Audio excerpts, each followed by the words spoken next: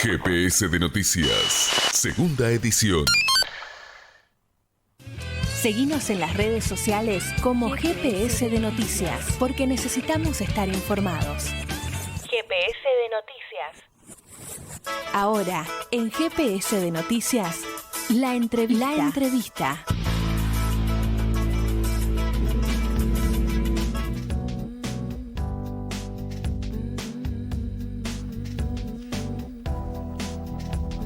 6 de la tarde con 27 minutos en todo el territorio nacional, y les contamos un poquito, ¿no? Que el 25 de julio, o sea, en el día de ayer, cada año se celebra el Día Internacional de la Mujer Afrodescendiente, en pos de poder visibilizar la lucha de las mujeres afro en una realidad donde históricamente padecieron y todavía tenemos que decir que padecen discriminación, racismo y también marginalidad. Nosotros ahora estamos en contacto con Patricia Gómez, afroargentina, activista afrofeminista y también antirracista y abogada que era el área de género de la Comisión Organizadora 8 de noviembre. Buenas tardes, Patricia, ¿cómo estás? Celeste y Nahuel te saludan.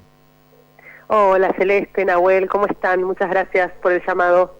Bueno, antes que nada también agradecerte a vos por estar ahí del otro lado, otorgándonos este contacto con GPS de Noticias. Y bueno, para poder contextualizar, ¿no?, un poquito a la gente, y a la gente que incluso desconoce de esta fecha, nos gustaría que nos puedas contar todo cómo surgió, que se empezó a realizar, ¿no?, a nivel mundial, sobre todo teniendo en cuenta de que en algún momento las mujeres blancas habían se unieron para luchar directamente contra la opresión que sufrían por parte de los hombres. Esto fue a mediados del siglo XIX aproximadamente en Estados Unidos, pero que no contemplaba tampoco a las mujeres negras.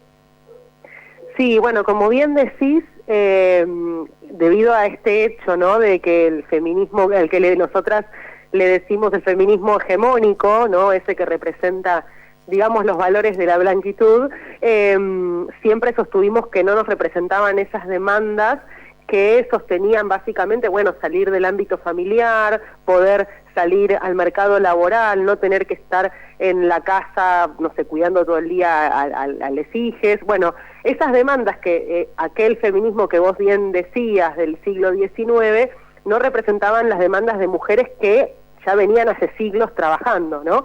Entonces, efectivamente, lo que empieza a surgir es un feminismo negro que también tenga en cuenta la opresión racista, además de la opresión de género, ¿no? Entonces, lo que viene un poco al feminismo negro es a visibilizar que hay mujeres, y hoy podemos hablar de mujeres y LGBTIQ+, actualizando un poco nuestro discurso y nuestras demandas, que sufren otro tipo de opresiones interseccionadas con la de género, que hace que las experiencias y realidades de estas personas sean más complejas, digamos, ¿no?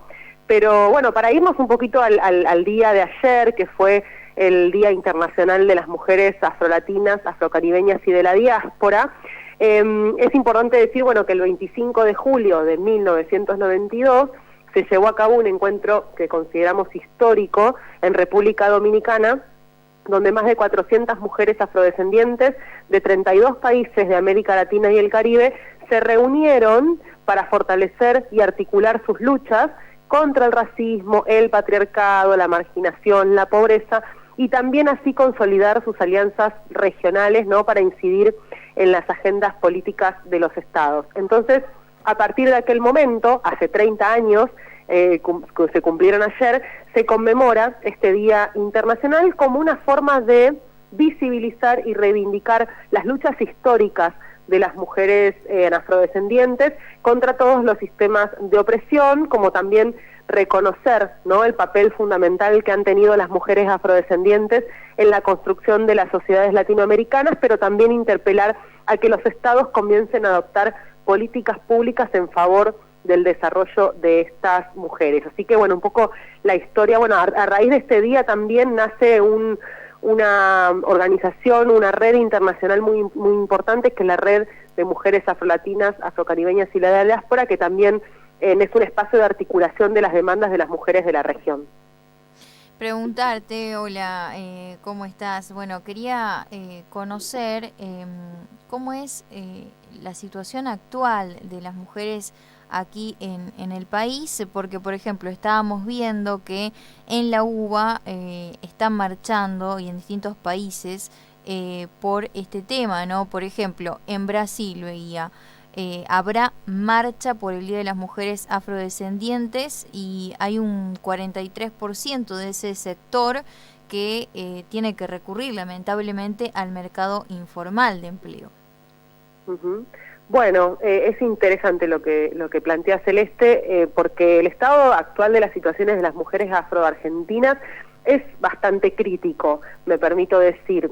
Es importante manifestar que las mujeres afrodescendientes en todo nuestro continente han tenido un papel muy fundamental, muy central en la construcción, como decía, de las sociedades latinoamericanas, y lo mismo sucedió en Argentina, porque también existe esta idea de que en Argentina no hay negros, ¿no? Uh-huh. Que somos un país totalmente blanco, descendientes de europeos, y hay una realidad y una historia de invisibilización sistemática para las comunidades afro, que eso es un obstáculo para poder tomar medidas que resuelvan la situación de precariedad en la que se encuentra la comunidad afro en general y las mujeres y LGBTIQ+ en particular.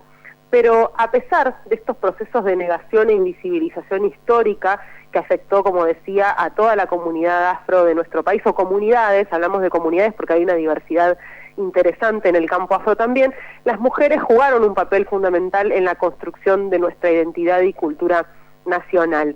No solamente han sido importantes su rol en el ámbito familiar, por ser el sostén económico de sus familias, sino que también han sido protagonistas de la transmisión de la cultura, de las tradiciones familiares, pero fundamentalmente han tenido en la comunidad y en la organización de los reclamos de sus derechos un papel central. A diferencia de quizás de lo que sucede en otros países, aquí las mujeres negras y afrodescendientes siempre han estado al frente de la lucha. Hay una activista y académica afrocolombiana aquí en Argentina, Ani Ocoroluango, que ella siempre dice que en Argentina la lucha antirracista ha tenido siempre cara de mujer, porque han sido las mujeres afrodescendientes las que han fundado y dirigido las más importantes organizaciones de nuestro país, sin olvidarnos que esto ocurre y ocurrió en un contexto de absoluta, violencia, de racismo, de sexismo contra ellas, ¿no? Y efectivamente, si hablamos de interseccionalidad, tenemos que hablar de que históricamente las mujeres han sufrido múltiples discriminaciones por su condición de mujeres, sufren todas las violencias que sufren todas las mujeres, pero a esto se le suma la cuestión racial, que es muy poco tenida en cuenta aquí en Argentina, la cuestión de la pobreza estructural que heredamos básicamente de la colonización, y bueno, ni hablar de otros factores como son la hipersexualización de sus cuerpos, el hecho de que el acceso a trabajos, como vos decías, Celeste, formales, es una problemática aquí en Argentina también. Siempre decimos que las mujeres negras aún siguen haciendo las mismas tareas que hacían en la época de la colonización, tareas de cuidado, limpiar casas. Esto sumado a la pobreza que hablábamos, tienen que dejar de estudiar para ir a trabajar. Bueno, son situaciones bastante precarias que todavía hay una deuda pendiente del Estado de tomar políticas para resolver estas problemáticas desde un enfoque, como decía, interseccional. Sí, digamos que en definitiva, más allá de que se ha avanzado muchísimo, ¿no? Y tienen mucha más visibilidad, tanto en un campo político como ideológico y cultural, sigue habiendo discriminación. Absolutamente, casos de racismo y discriminación, por lo menos yo casi todos los días. Es una variable, es una realidad constante de nuestras compañeras. Y cuando hablamos de racismo también, yo creo que hay que empezar a perder el miedo de hablar de racismo, porque tenemos también tan instalada esta idea que como en Argentina no hay negros, entonces somos un país que no es racista, y una cantidad de barrabasadas que se dicen, porque tenemos también un poco esa idea de las yanquis, ¿no? De que el racismo es lo que pasa en Estados Unidos, el racismo es un caso tan extremo como el de George Floyd, donde el mundo se conmociona, inclusive aquí, pero no nos espantamos cuando la Policía Federal asesina a un activista afrodescendiente, como fue el caso de José Delfín en 1996, por ejemplo, y es un caso del que no se habla. Es el racismo, no solamente estos casos de violencia extrema que existen aquí también, la violencia institucional que sufren los compañeros africanos que subsisten de la venta ambulante, es algo que en los últimos años se empezó a visibilizar un poco más, la violencia de las fuerzas de seguridad contra estos compañeros que son el eslabón más frágil de la cadena, son los que tienen que salir a la calle a trabajar. Y así todos los días también sufrimos situaciones de racismo que podemos llamarlo de microracismos, ¿no? Comentarios, burlas, chistes, la forma en la que hablamos, digo, decir trabajo en negro, o decir negro de mierda, perdón la expresión, o utilizar ese tipo de expresiones también son situaciones racistas que, bueno, tenemos como sociedad primero que hacernos cargo de que somos una sociedad racista para después poder modificar estas conductas. Es increíble que tras 30 años de este histórico no encuentro que se llevó adelante en el 92 en la República Dominicana, siga habiendo todavía esta discriminación. ¿Qué crees que es lo más urgente? Porque recién hablabas, por ejemplo, de la visibilización. Bueno, efectivamente, una de las cuestiones más importantes que creo que son necesarias es que haya una legislación para sancionar de alguna manera los casos de racismo. Actualmente tenemos una ley nacional contra la discriminación que es de los años 80, que es una ley que quedó realmente muy anacrónica para lo que es el avance de la lucha de distintos colectivos para el día de hoy. Digo, la variable del racismo no es una cuestión que sea muy fácil de plantear, por ejemplo, en los tribunales.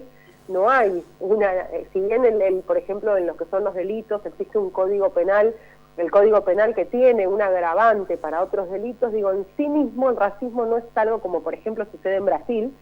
Los actos de racismo en Brasil son un delito, no puede terminar en la cárcel por ejercer. Digo, hemos visto algunos casos que se ve mucho en el fútbol, ¿no? Donde hemos visto jugadores argentinos insultar a personas afro o negras en Brasil que han terminado presos, digo, por ahí por un día. Y no es porque uno esté a favor de la cárcel, digo, yo soy en ese sentido, tengo una postura más bien abolicionista, pero sí considero que tiene que haber más herramientas que permitan llevar los casos de racismo a la justicia, que puedan tener algún tipo de reparación. Hay un proyecto de ley muy interesante en el Congreso de reforma integral de la ley antidiscriminatoria, pero bueno, es insuficiente. Y por otro lado, creo que también necesitamos políticas públicas de fondo, ¿no?, que permitan resolver estas problemáticas estructurales del racismo y la desigualdad estructural, porque Argentina ha avanzado en algunas políticas de reconocimiento, podemos decir. Por ejemplo, hay una ley que está del año 2013 que establece el Día Nacional de los Afroargentines y la cultura afro. En el Día de las Mujeres Afro también lo pudimos instituir en algunos lugares como en la ciudad de Buenos Aires, Avellaneda, Los Más de Zamora, pero son políticas de reconocimiento. Y lo que nosotros como comunidad, como colectivo, estamos exigiendo, bueno, que se tomen políticas públicas de desarrollo, ¿no?, que permitan eso, desarrollar la comunidad a esta comunidad y que puedan revertir esa desigualdad que heredamos de la época de la colonia. Y sobre todo también no es necesario un compromiso social general. Absolutamente, digo, el racismo es un problema de todos, y todos tenemos que estar involucrados en ese proceso. Por supuesto que es el Estado quien tiene que estar a la cabeza de este proceso de transformación cultural, digo, con campañas.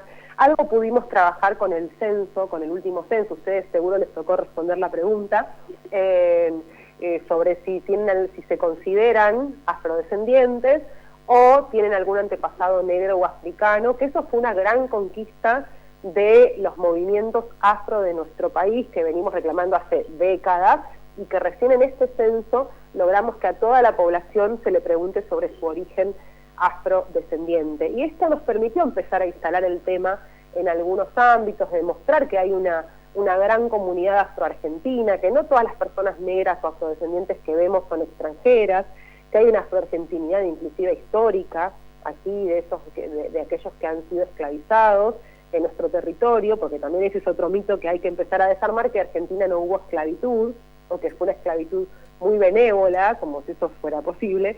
Bueno, hay como un montón de aristas que hay que empezar a desarmar, y efectivamente creo que la sociedad en su conjunto tiene que tomar ese compromiso de desarmar el racismo, básicamente, ¿no?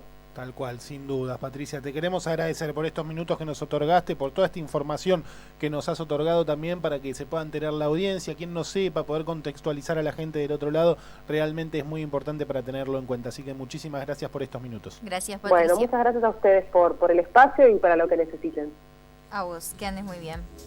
Chao, chao. Bueno, ahí estaba Patricia Gómez, activista antirracista, abogada, también es docente, y hablábamos con ella en el marco del Día de las Mujeres Afro-Latinoamericanas, Afro-Caribeñas y también de la diáspora.